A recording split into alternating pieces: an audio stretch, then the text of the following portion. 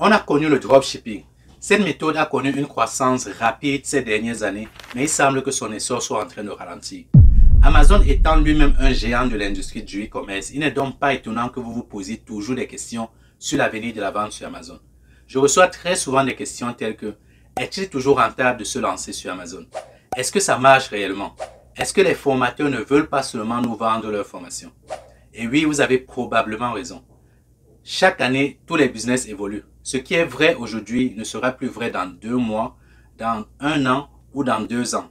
Eh bien, avant de vous lancer et dépenser vos économies durement gagnées pour vendre sur Amazon, c'est bien de vous poser ces questions. Y a-t-il vraiment un avenir à vendre sur Amazon?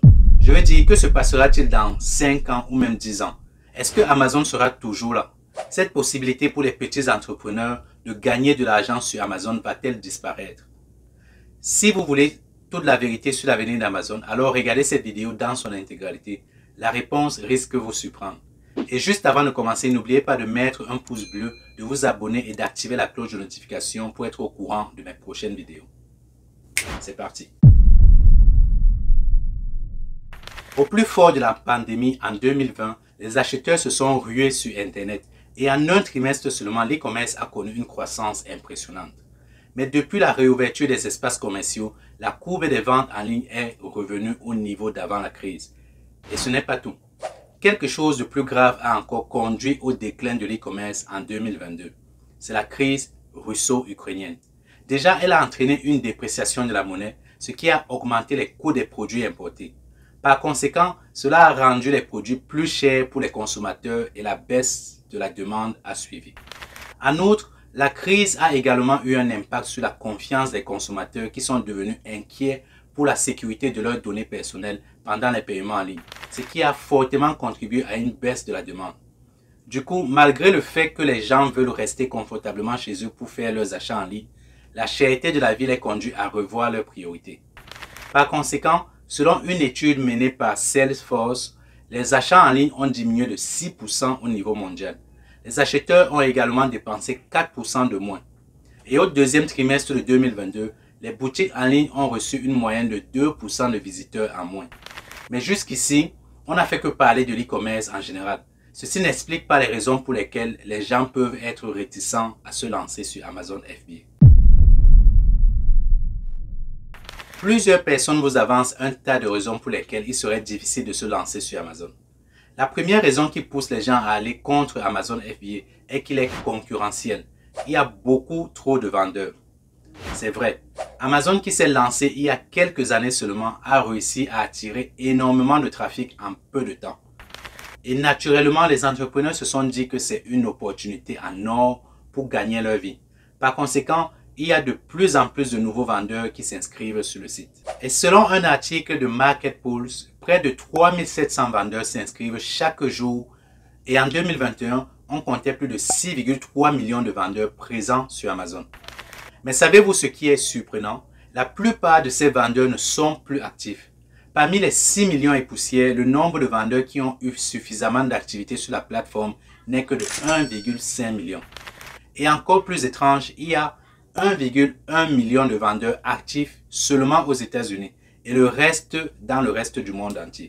Comme quoi le nombre de vendeurs sur la plateforme n'est pas synonyme de concurrence dans tous les marchés et tous les pays comme on le pense. Je sais que ceci n'est pas assez pour vous motiver à vous lancer sur Amazon parce que vous vous posez aussi la question à savoir si c'est vraiment rentable de vendre sur Amazon.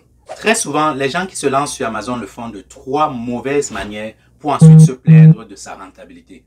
Il y a ceux qui se concentrent sur un business model consistant à acheter des produits à bas prix ou en promotion en magasin, puis de proposer ces produits sur Amazon pour en tirer un profit.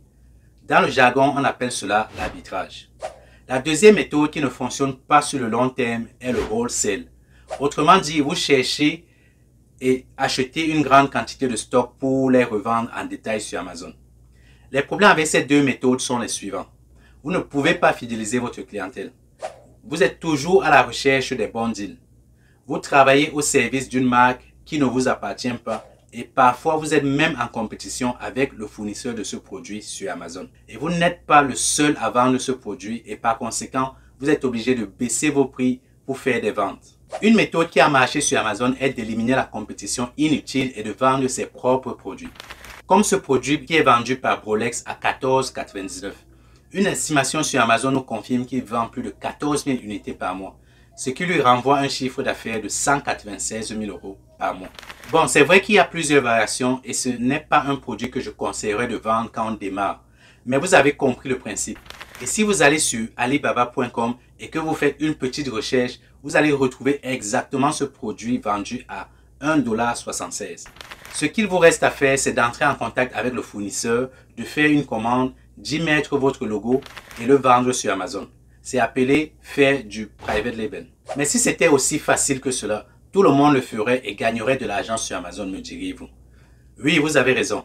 Tout le monde peut vous copier et vendre un produit similaire au vôtre sur Amazon. C'est pour cela que vendre sur Amazon n'est uniquement rentable que si vous utilisez cette nouvelle et unique méthode de vente que je vais vous expliquer dans un instant. C'est la seule méthode qui va durer dans le temps si vous voulez être rentable dans le long terme.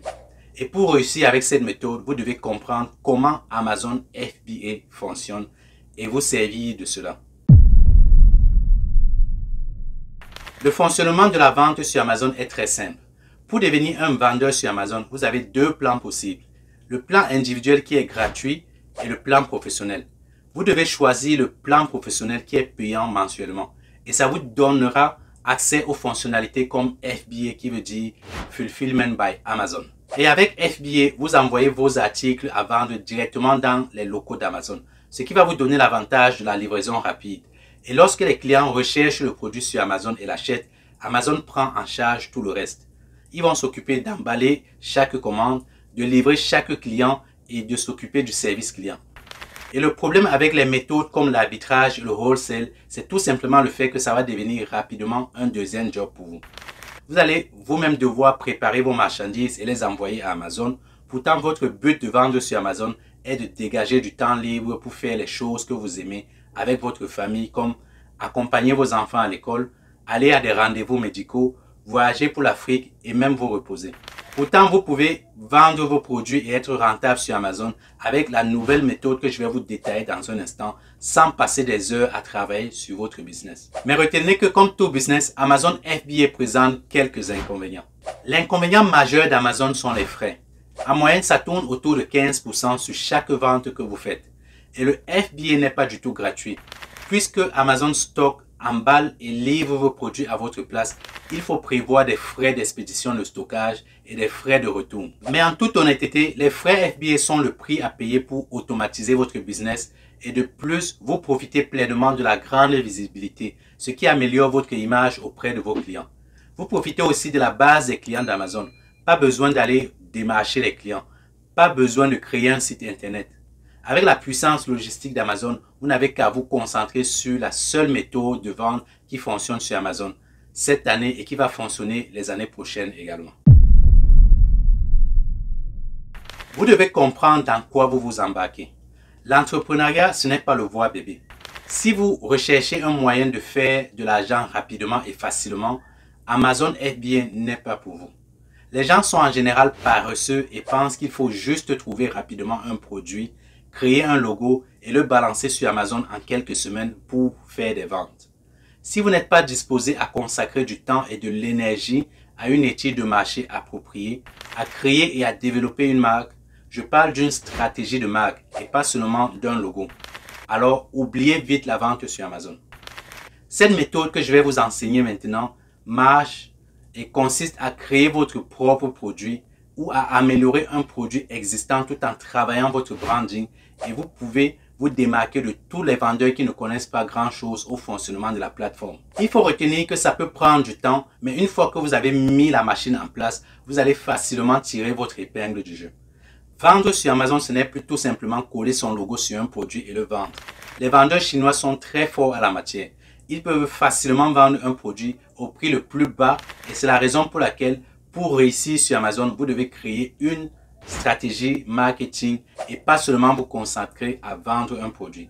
Aujourd'hui, vous devez créer une marque et ceci implique avoir une présence sociale, un site et même un service à la clientèle. Mettez-vous à la place du client et imaginez un instant que vous achetez un produit en magasin et demain vous voulez le rendre, mais vous vous rendez compte que le magasin ne vous répond plus ou alors le magasin n'existe plus. Allez-vous recommander ce produit? Non. Imaginez que vous achetez un produit à 20 € et puis vous voyez le même produit à 15 €. Ne serez-vous pas tenté de retourner le produit pour l'acheter moins cher? Et pourtant, c'est exactement ce que font les vendeurs et se plaignent que Amazon FBA ne fonctionne pas. Ils achètent en magasin ou chez les grossistes et sont obligés de baisser les prix pour faire des ventes, travaillant ainsi 2 fois plus sans être rentable. Parfois, ils achètent cher un produit en Chine et mettent uniquement leur logo dessus et ils se plaignent que les Chinois vendent le même produit moins cher. À moins que le produit de 20 € que vous allez vendre ont ces deux valeurs que votre produit devrait avoir, la valeur perçue et la valeur réelle ou la valeur d'usage. Avec la méthode qui fonctionne sur Amazon, vous êtes l'unique détenteur de vos produits et de votre marque. Vous devenez un créateur de marque et non un vendeur Amazon. Ah, j'oubliais, il y a aussi un point que j'entends très souvent. Démarrer un business Amazon demande un capital élevé. Et c'est vrai, si vous voulez lancer un business e-commerce sur Amazon, ça devrait vous coûter en plus de votre temps un peu d'argent. Aujourd'hui, la maison dans laquelle vous vivez coûte 2 fois plus cher qu'il y a 10 ans. Mais pourtant, vous acceptez ça ainsi. Le pain que vous prenez au petit déjeuner coûte 25% plus cher qu'il y a 12 mois. Et vous êtes obligé de l'assumer. La liste est longue. Imaginez un instant qu'il fallait uniquement 500 € pour vendre sur Amazon. Alors personne ne prendrait ce business au sérieux. Et ce n'est même pas tout. Si vous vous plaignez déjà qu'Amazon est saturé, imaginez combien il deviendra saturé quand n'importe quel aventurier se serait lancé avec 500 €.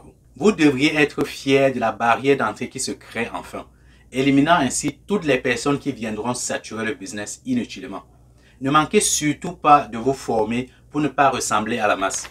Si vous êtes réellement intéressé à créer votre marque et atteindre vos objectifs personnels cette année, je vous invite à prendre un rendez-vous offert de 30 minutes avec moi en cliquant sur le lien en description. Je fais ce business depuis 2017 et j'ai réussi à en faire mon gagne-pain avec lequel je fais plus d'1 million de revenus par an. Et pour finir cette vidéo, je vous partage quelques chiffres sur Amazon.